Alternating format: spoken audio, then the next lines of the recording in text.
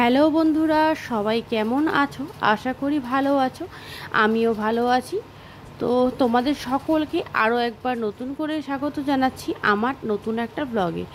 এখন বাজে সকাল 9টা। এখন থেকে তোমাদেরকে সঙ্গে নিয়ে আমি আমার আজকের ব্লগটা স্টার্ট করছি।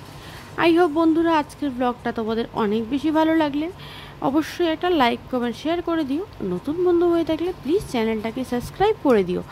আর যারা ফেসবুক থেকে দেখছো তারা প্লিজ পেজটা বা প্রোফাইলটা ফলো করে দিও। সকালবেলা উঠে কিন্তু আমি অন্যান্য কাজগুলো সেরে নিয়েছি, কিন্তু দিয়ান যেহেতু দেরি করে ঘুমের থেকে ওঠে তাই কিন্তু বিছানাটা আমার গোছাতে একটু দেরি হয় রোজই। তো অন্যান্য কাজগুলো করা হয়েছে, আমার কিন্তু সকালে স্নানও হয়ে গেছে। আমি কিন্তু সকালবেলা ঘুম থেকে উঠেই আমি যতটা পারি কাজ সেরে আমি সকালই স্নান করে নিই। এটা আমার অভ্যেস। যেদিনই একটু দেরি হয় আমার কিন্তু ভালো লাগে না, যেহেতু আমার অভ্যেস। শীত হোক আর বর্ষা, আমি কিন্তু 12 মাস সকালবেলায় স্নান করি। তাই আমার স্নান ধান তো হয়ে গেছে, মোটামুটি অন্যান্য কাজও কিছুটা হয়েছে, কিছুটা বাকি আছে। তাই চলে আসলাম ঘরে বিছানা গোছাতে। আর এদিকে দিয়ানকে দেখো দুষ্টুমি করছে, ওই কম্পিউটারের মনিটরটা ঢাকার যে কাপড়টা সেটা মাথার মধ্যে দিয়ে খেলছে। আর বিছানার অবস্থা দেখেছো কি হয়ে আছে, মানে শীতের দিনে তো বিছানার 12টা বেজেই থাকে কম্বলের জন্য, কিন্তু গরমের দিনেও আমার বিছানার অবস্থা দেখো। বিছানার মধ্যে এত জিনিস, ওই দেখো বড় বড় দুটো কোল বালিশ, ছোটো দুটো কোল বালিশ, আবার 3টে মাথার বালিশ, আর দিয়ানের তো আবার টেডিগুলো আছেই। আর দিয়ানকে দেখো, আমি যখনই কাজ করব তখনই কিন্তু এসে আমাকে এইভাবেই ও বিরক্ত করে। কাজ করব তখন এসে বিরক্ত করবে, নাহলে বলবে মা আমাকে একটু কোলে নাও, আমাকে একটু আদর করো, এরকমই করে। এই আজকেও দেখো তাই করছে। এমনিতেই দেরি হয়ে গেছে বিছানা গুছাতে, তার মধ্যে ও এসে এরকম দুষ্টামি করছে। ও প্রায়ই তাই করে। ওই দেখো ওর জন্য আমার কিন্তু কাজে আরও বেশি দেরি হয়। আর স্কুলটা যেহেতু বন্ধ, স্কুল থাকলেই ভালো শান্তি। ওকে বললাম যা জানলা দিয়ে দেখ তো পাখি আসছে নাকি। ও দেখো জানলা দিয়ে পাখি দেখতে গেছে, আর আমি ওই ফাঁকে একটু করে বিছানাটা গুছিয়ে নিচ্ছি। কিন্তু ও বাবা 2 মিনিট যেতে না যেতেই আবার চলে এসেছে। এসেই দুষ্টামি। আবার ভাই বললাম চলে যাও এদিকে। তারপরে দেখো বিছানাটা আমার কিন্তু গোছানো হয়ে গেছে। এবার বিছানাটা ঝাড় দিচ্ছি। যখন বিছানাটা গোছানো হয় তখন কিন্তু বিছানাটা দেখতে খুব সুন্দর লাগে। আর এলোমেলো থাকলে কিন্তু বিছানাটা একদমই ভালো লাগে না। যে কোনো জিনিস পরিষ্কার পরিচ্ছন্ন গুছিয়ে রাখাটাই কিন্তু দেখতে সুন্দর লাগে, আর মনটাও ভালো লাগে। ঘর দুয়ার যদি গোছানো থাকে তাহলে কিন্তু নিজেরও খুব ভালো লাগে। বিছানা তো গুছিয়ে নিয়েছি, কিন্তু এদিকে দেখো ওই যে তোমাদের দাদা কম্পিউটারে কাজ করছে, আর দিয়ানা দেখো তার পাশে চলে গেছে। আর ওই কাজ কম্পিউটারে যখন ও কাজ করে তখন কিন্তু ওই কম্পিউটার টেবিলের অবস্থা খারাপ। আর ওই আলমারিটা আনা হয়েছে, পুরোপুরি এখনও গোছানো হয়নি। বেশ কিছুটা কাপড় দেখো চেয়ারের মধ্যে ঢিপ হয়ে আছে। তো চলো বিছানাটা গুছিয়ে নিয়েছি, এবার ফটাফট ঘরটাও মুছে নিই। অন্যান্য ঘরগুলো করা হয়েছে সকালবেলা, আর এটা যখন ওরা ঘুমিয়েছিল তাই আমার আর কিছু করা হয়নি। কারণ বিছানা গুছানোর পরে কিন্তু বিছানার থেকে অনেকটাই নোংরা পড়ে ঘরে, তাই আমি সবসময় বিছানা গোছানোর পরই ঘর ঝাড় দিই বা মুছি। এখন এমনিতেই আমার বেডরুমটা খুব একটা বেশি বড় না। তার মধ্যে আগে তো 2টো আলমারি ছিল, এখন আরও একটা 3টে আলমারি হয়ে গেছে। আর ঘরের ডেকোরেশনটা কিন্তু একটু চেঞ্জ হয়েছে, তোমরা দেখে আশা করি বুঝতে পারছো।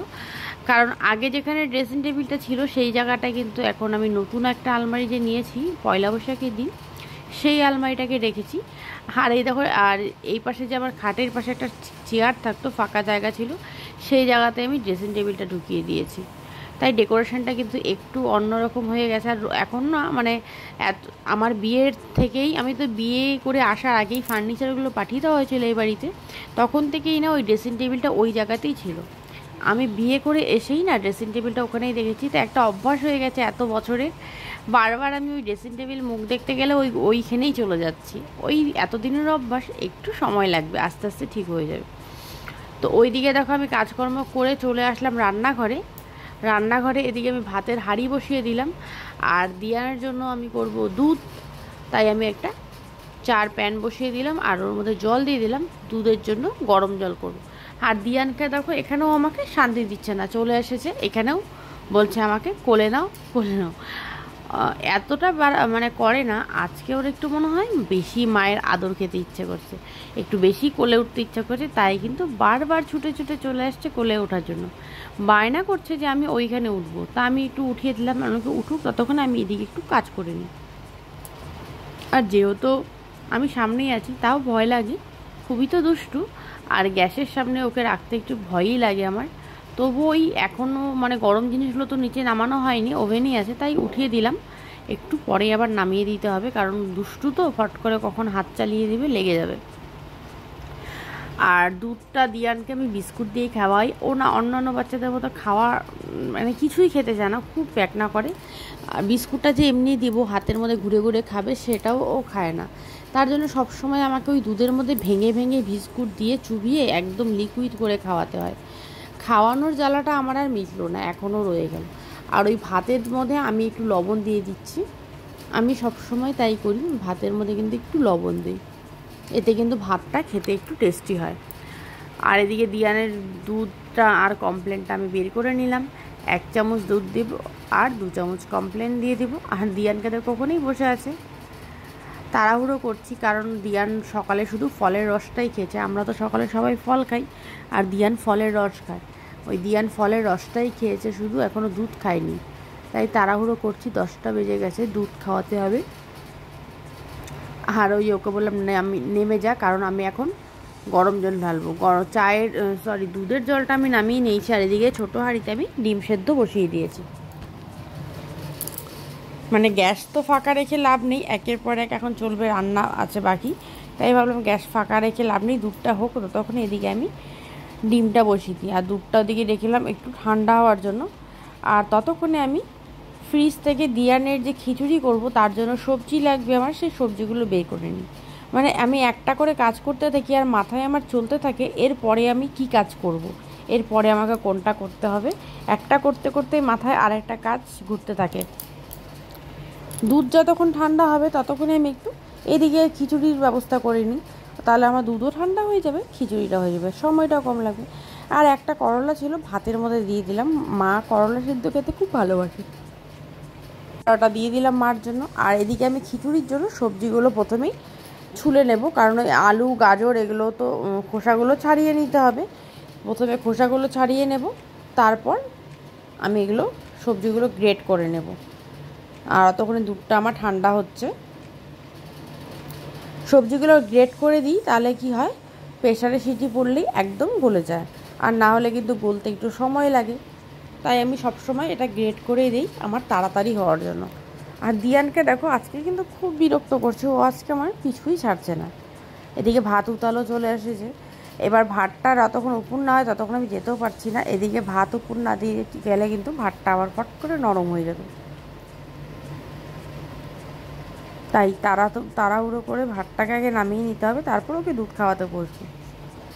কারণ দিয়ান খেতে একটু সময় লাগায়। ও বায়না করছিল, খুবই বায়না করছে আজকে, জানি না এত বায়না করছে কেন, অন্য দিন এতটা করে না।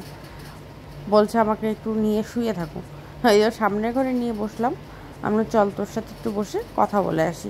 ভাতটা ততক্ষণে হয়ে যাবে, দুধটাও ততক্ষণে ঠান্ডা হয়ে যাবে। ও আমাকে কী জানি বলছিল, খুব বায়না করে আজকাল, কিন্তু দিয়ান ভীষণ বায়না করা শিখে গেছে। আগে এতটা বায়না করতো না, এখন মানে এটা লাগবে ওটা লাগবে, যা দেখবে তার তাই লাগবে, আর ভীষণ বায়না করে ভীষণ। তা আমি একটু ওর সাথে কিছুক্ষণ খেললাম, খেলে টেলে আমি বললাম তুই একটু থাক, আমি একটু গিয়ে ভাতটা দেখি। কিন্তু ছেলে আমার কিছুতেই মানলো না, দেখো আমার সাথে কোলে করে চলে আসলো, বললো আমিও যাব। ওকে কোলে করে নিয়ে আসলাম ভাত দেখতে। ওকে কোলে নিয়ে রান্নাঘরে আমার কিছু করতে ভীষণ ভয় লাগে, গরম জিনিস কখন দুর্ঘটনা ঘটে যায়, কিন্তু ছেলেটা কিন্তু কিছুতেই বোঝে না। আর আজকে এতটা বায়না করছে না, মানে কি বলবো আর। তো দুধটা দেখলাম যে দুধটাও প্রায় ঠান্ডা হয়ে এসেছে। আর এদিকে খিচুড়িটার জন্য আমি প্রেশার কুকার নিয়ে এসেছি। আমি বললাম ভাতটা উপর দিয়ে খিচুড়িটা সিটি বসিয়ে তারপর ওকে খাইয়ে নেব। আর আগের দিনের কিছুটা ভাত ছিল, আমি যখনই ভাত থাকে একটু ভালো, মানে ভাত যদি কম থাকে খুব বেশি না থাকে, আমি ভাতের মধ্যেই দিয়ে দিই, খেতেও মানে বোঝাই যাবে না যে ভাতের মধ্যে ভাত দিয়েছি। যেহেতু আমি ভাতের মধ্যে একটু লবণ দিই, তার জন্য কিন্তু বাসি ভাত দিলে বোঝা যায় না, মানে একটা পান সাজের ভাব হয়, সেটা থাকে না। ভাতও উপর দিয়ে দিলাম, ডিমটাও সেদ্ধ হয়ে গেছে। তো এদিকে দিয়ানের খিচুড়িটাও বসিয়ে দিলাম। প্রথমে সামান্য পরিমাণে 2 চামচ তেল দিয়ে এর মধ্যে সামান্য পরিমাণে একটু কালো জিরে দিয়ে দিলাম, আর একটা ছোট্ট লঙ্কা, শুকনো লঙ্কা চিড়ে দিয়েছি, একদম ছোট।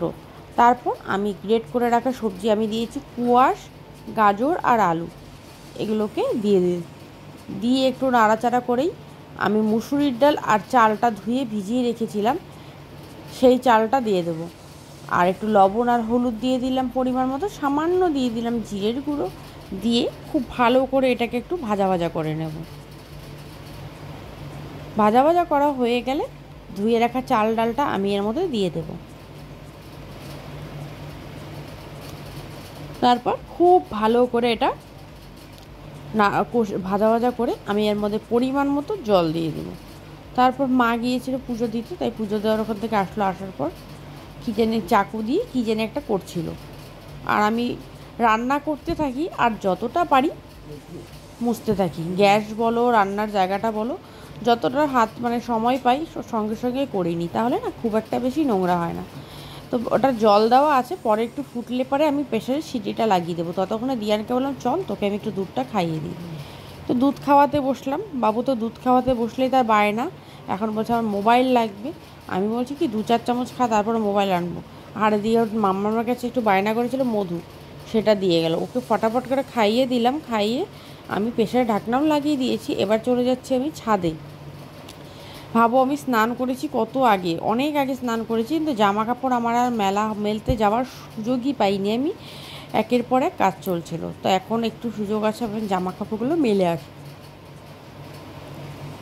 ছাদে দেখো প্রচণ্ড রোদ, এখনও তো গরমের দিন, এখন কোনো ব্যাপারই না, মানে জামা কাপড় শুকাতে খুবই সুবিধা, ফট করেই জামা কাপড় শুকিয়ে যায়।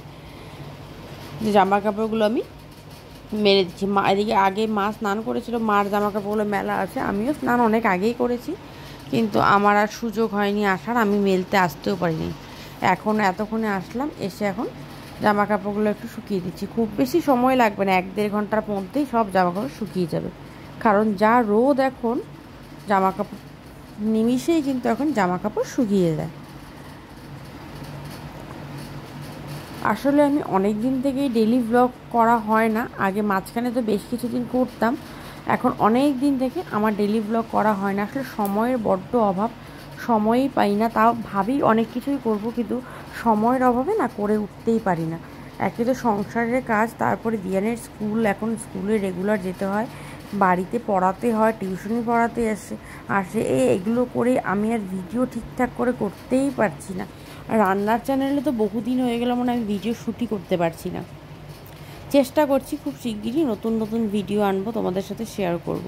তোমরা যদি পাশে থাকো অবশ্যই আমি কিন্তু এগিয়ে যেতে পারবো। তো প্লিজ বন্ধুরা তোমরা কিন্তু পাশে থেকো, সাপোর্ট করো, তোমাদের সাপোর্টের কিন্তু আমার ভীষণ প্রয়োজন। এসে দেখো দিয়ান মোবাইল দেখছে, তারপর দিয়ানকে না আমি একবারে স্নান টান করিয়ে দিয়েছি। আর এখন দেখো ওকে একটু স্নান টান করিয়ে তেল মাখিয়ে জামা কাপড়ও পরিয়ে দিয়েছি, এখন মাথাটাকে একটু আছড়ে দিচ্ছি। কাজ মানে একের পর এক কাজ। অন ক্যামেরা তো সব কাজ দেখাতে পারি না, কারণ সব কাজ দেখাতে গেলে অনেক সময়ের ব্যাপার, আর যেভাবে স্পিডে কাজ করতে হয়, ক্যামেরা লাগাবো কাজ করব, ততক্ষণে মনে হয় আগে কাজটা করেই নিই। আমি উপর থেকে এসেই গরম জল বসিয়ে দিয়ানকে স্নান টান করিয়ে দেখো একবার সব কিছু করিয়ে নিয়েছি। এখন দেখো দিয়ান, এখন বললাম যে ওই ঘরে চলে যা, গিয়ে একটু বস, আমি এসে খাইয়ে দিব। তো দিয়ানকে নিয়ে ওই ঘরে গিয়ে খাওয়া টাওয়া হয়ে গেছে, আমারও কিন্তু দুপুরের লাঞ্চ হয়ে গেছে। এবার দিয়ান আর আমি একটু শুবো। আমার মানে শরীরটা বেশ কিছুদিন থেকে খুব একটা ভালো না, ওষুধ খাচ্ছি, তো ওষুধগুলো খেলে ভীষণ ঘুম পায়, ডাক্তার বলে দিয়েছে ঘুম পাবে। তাই দেখো দুপুরবেলা, এখন কিন্তু বেশি বেলা হয়নি, ওই 1:30-2 হবে, প্রচুর ঘুম পেয়েছে, মানে আমি থাকতে পারছি না। তো ওকে খাইয়ে দেওয়ার পর আমিও একটুখানি খেয়ে নিয়েছি। খেয়ে দেখো দিয়ানকে বললাম দিয়ান তুই বিছনা কর, বালিশগুলো আন, তুই আর আমি একটু শোবো। তো দিয়ান দেখো বালিশগুলো আনছে, আর বললাম জানলার পর্দাটা একটু টেনে দে, আলো আসে তো, আলো থাকলে শুতে অসুবিধা হয়। তাও দিয়ান জানলার পর্দাগুলো টেনে দিচ্ছে, টেনে দেখো সুন্দর করে বিছানায় শুয়ে পড়ছে। তো বন্ধুরা এই ছিল আমার আজকের ব্লগ, আশা করি ভালো লেগেছে। ভালো লাগলে অবশ্যই লাইক করো। দেখা হচ্ছে নেক্সট ব্লগে, টাটা।